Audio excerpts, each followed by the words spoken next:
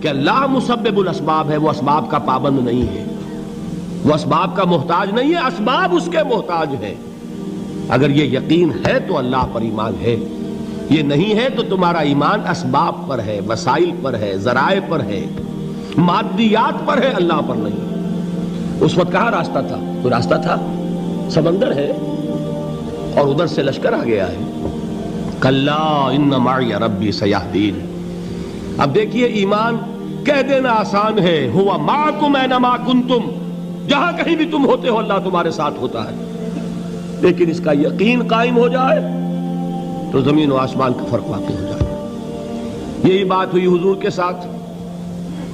غار ہے، چھپے ہوئے ہیں محمد الرسول اللہ اور آپ کے وہ یار غار ابو بکر صدیق رضی اللہ تعالی عنہ۔ اقبال نے حضرت ابو بکر کی شان میں چند اشعار کہے صرف، لیکن واقعہ یہ ہے کہ بھاری بھاری نظموں پر اور قصیدوں پر بھاری ہے، طویل ترین نظمیں اور قصیدے ہوں ان پر بھاری ہے۔ ہمت ابو بکر کی ہمت جو ہے، کشت ملت را جو ابر، جیسے بارش سے کھیتی اپجتی ہے، ابو بکر کی ہمت اور عزیمت اس امت کو اسی طرح سینچنے والی ہے۔ ثانی اسلام و غار و بدر و قبر، وہ دوسرے تھے اسلام میں، دوسرے پہلے کون تھے؟ انا اول المومنین، حضور فرماتے ہیں سب سے پہلا ایمان لانے والا میں، دوسرے ابو بکر۔ ویسے ہمارے ہاں یہ چلتا ہے اختلاف، حضرت علی پہلے ہیں کہ حضرت ابو بکر پہلے ہیں، لیکن اس میں بڑی خوبصورت تطبیق قائم کی ہے علماء نے اور بہت صحیح ہے۔ چار کے بارے میں فیصلہ ہی مت کرو کہ کون پہلے ہے، ان کی ایک عجیب تقسیم کر دی ہے۔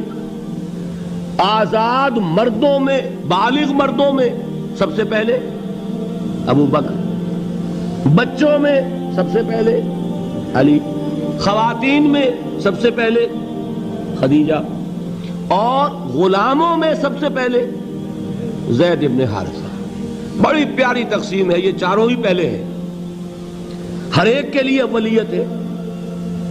اور واقعہ یہ ہے کہ اگر زمانی اعتبار سے تعین ہوگا تو پہلے خدیجۃ الکبریٰ آئیں گی رضی اللہ تعالی عنہ۔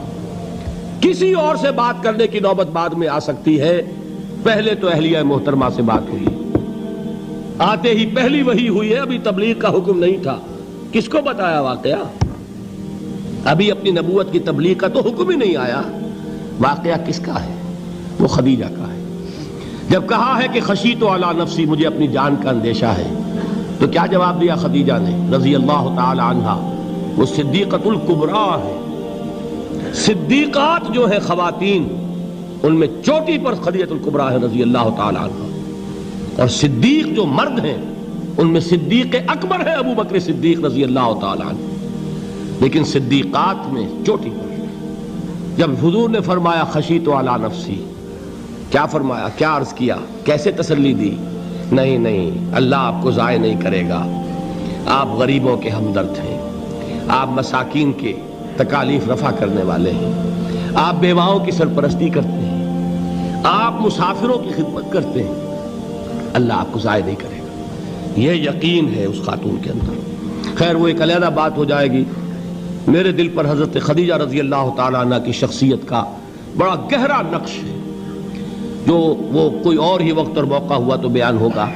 بہرحال اقبال نے ایک مصرے میں جو چار اولیتیں جمع کر دی ہیں، ہمت او کشت امت را چو ابر، ثانی اسلام و غار و بدر و قبر۔ اسلام میں حضور کے بعد پہلے کون؟ ابو بکر۔ غار میں حضور کے ساتھ کون؟ ابو بکر۔ بدر کی رات اللہ کا رسول سربسجود، وہ جھاڑ، وہ گھاس پھوس کی جو جھوپڑی بنائی گئی تھی، اور وہاں تلوار ننگی لے کر پہرا دینے والا کون؟ ابو بکر۔ اور اس حجرہ عائشہ میں محمد کے بعد سب سے پہلے دفن ہونے والا کون؟ ابو بکر رضی اللہ تعالی عنہ وصلی اللہ علیہ وسلم۔ وہ جو معاملہ میں سنا رہا تھا غار ثور کا، حضرت ابو بکر بھی حضور کے خیال سے لرز گئے ہیں. آپ کو یاد ہوگا کہ جا کر پہلے تمام جتنے سوراخ تھے انہیں بند کیا ہے. ایک سوراخ رہ گیا تھا جس کو بند کرنے کے لیے کوئی کپڑا نہیں تھا. وہاں اپنی ایڑی رکھی ہے. تب کہا ہے حضور سے تشریف لائیے, اور اپنے زانو پر حضور کو لٹایا ہے. اور وہاں کسی موذی جانور نے کاٹا ہے. حضور کی آنکھ لگ گئی تھی. اس وقت اس بل کے اندر جو بھی بچھو ہے کیا ہے واللہ عالم, اس نے کاٹا ہے. اس کی تکلیف کی وجہ سے ابو بکر کی آنکھوں سے آنسو ٹپک گئے. حضور کے چہرے مبارک پر پڑے ہیں تو حضور جاگے ہیں, معاملہ کیا ہے. ایڑی نہیں ہٹائی وہاں سے, مبادا وہ جانور وہاں سے نکل کر محمد الرسول اللہ کو کوئی گزن پہنچا دے. ابو بکر کی ایڑی ہے, جس طرح چاہے کھا لے, ختم کر دے, جان نکل جائے تب کوئی آنچ آئے محمد پر تو آئے, لیکن جیتے جی نہیں. وہ ہے ابو بکر. حضور کے خیال سے اس وقت حضور نے پھر اپنا لعاب دہن لگایا ہے, اور اس سے پھر آپ کی تکلیف ختم ہوئی. جیسے خیبر میں حضرت علی کی آنکھ دکھ رہی تھی, اس کو جو شفا حاصل ہوئی ہے وہ بھی حضور کے لعاب دہن سے ہوئی. تو بہرحال اس وقت انہوں نے کہا ہے کہ اے نبی یا رسول اللہ, اگر اس وقت ان میں سے کسی نے غیر ارادی طور پر بھی اپنے قدموں کی طرف جھانک لیا تو پکڑے جائیں گے. کیا جواب تھا اللہ کے رسول کا؟ لا تحزن ان اللہ معنا. اللہ ہمارے ساتھ ہے, کیوں گھبراتے ہو ابو بکر.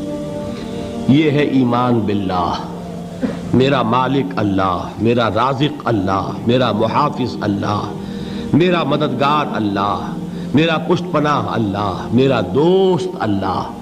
یہ دوستی ہے اللہ کی جو لب لباب ہے, حاصل ہے ایمان کا. اسی کا نام ولایت ہے. اولیاء اللہ کے سروں پر سینگ نہیں ہوتے. جس کے دل میں ایمان راسخ ہو چکا ہو وہی اللہ کا ولی ہے. جسے اللہ پر یقین ہو چکا ہے وہی اللہ کا ولی ہے. جسے یقین ہے اللہ میرے ساتھ ہے, میرا مددگار, میرا پشت پناہ, میرا ساتھی, میرا دوست, میرا محبوب, میرا محب.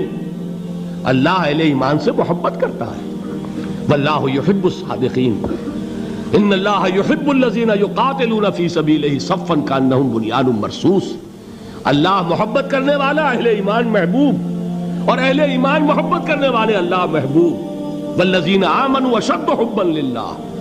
آپ تصور کیجئے جسے یہ رشتہ ایمان یا رشتہ ولایت حاصل ہو جائے, الا ان اولیاء اللہ لا خوف علیہم ولا هم یحزنون. آگاہ ہو جاؤ, اللہ کے دوستوں کے لیے نہ کوئی خوف ہے نہ کوئی حزن ہے. اور میں بیان کر چکا تھا, خوف اور حزن کے خاتمے ہی کا نام امن ہے. زوال خوف, زوال حزن. یہ خوف اور حزن کیوں آتے ہیں بار بار؟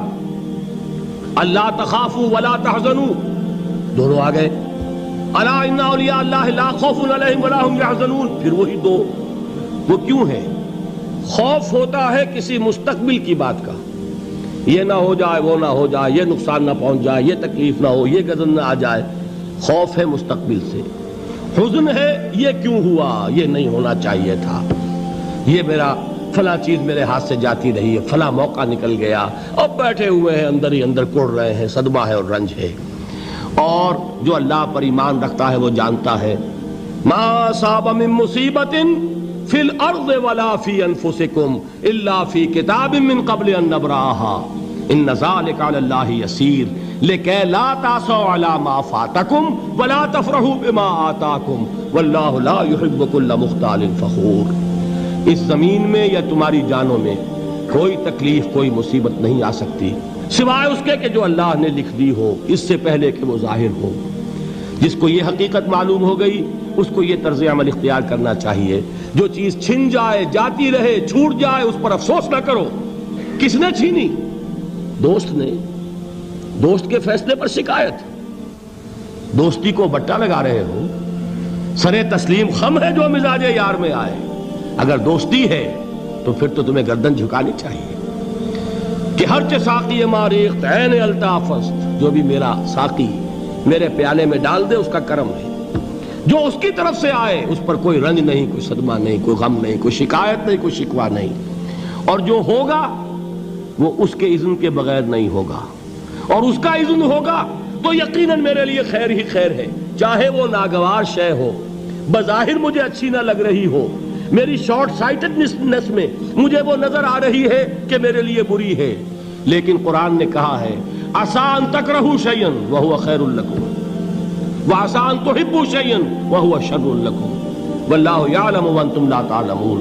ہو سکتا ہے تم کسی چیز کو ناپسند کرو درحال ہے کہ اسی میں تمہارا خیر ہو، اور ہو سکتا ہے تم کسی چیز کو پسند کرو درحال ہے کہ اس میں تمہارا شر ہو۔ اللہ جانتا ہے، تم نہیں جانتے۔ جب مجھے یہ بات معلوم ہو گئی، میں نے اپنا معاملہ اللہ کے حوالے کیا۔ سپردم بے تو مایا خیش را تو دانی حساب کم و بیش را، اے رب جو تو چاہتا ہے وہ ہو، تیرے علم میں جو شے میرے لیے خیر ہے وہ ہو جائے، میری کوئی پسند نہیں، میری کوئی چاہت نہیں، یہ ہے راضی برضائے رب۔ اکبر الہ آبادی نے اسے کہا ہے رضائے حق پہ راضی رہ، یہ حرف آرزو کیسا، خدا خالق، خدا مالک، خدا کا حکم تو کیسا۔ جب میں آ گیا بیچ میں، میری پسند، میری مرضی، میری خواہش، میری چاہت، یہی تو شرک ہے۔ ما شاء اللہ کان وما لم یشاء لم یکن، جو اللہ نے چاہا وہ ہوا، جو اس نے نہیں چاہا نہیں ہوا، اختیار اس کا ہے، میرا تو نہیں۔ رضائے حق پہ راضی رہ، یہ حرف آرزو کیسا، خدا خالق، خدا مالک، خدا کا حکم تو کیسا۔ اقبال نے اسے کہا ہے فارسی میں، اب آپ کہیں اس کا ترجمہ بھی کرو تو وہ مجھے ذرا اس وقت کچھ بہت ہی بدذوقی کسی بات نظر آئے گی۔ جائیے پوچھئے کسی سے جسے فارسی آتی ہو۔ بروں کشید ز پیچا کے ہست و بود مرا، چے اقدہا کے مقام رضا کشود مرا۔ مجھے تو تمام پیچ و خم سے نکال دیا اس مقام رضا نے، میں راضی برضائے رب ہوں، جو فیصلہ اس کا میں اس پر راضی۔ تو کہاں کا حزن اور کس کا خوف، یہی زوال حزن اور زوال خوف، یہی ہے امن، یہ نتیجہ ہے ایمان کا۔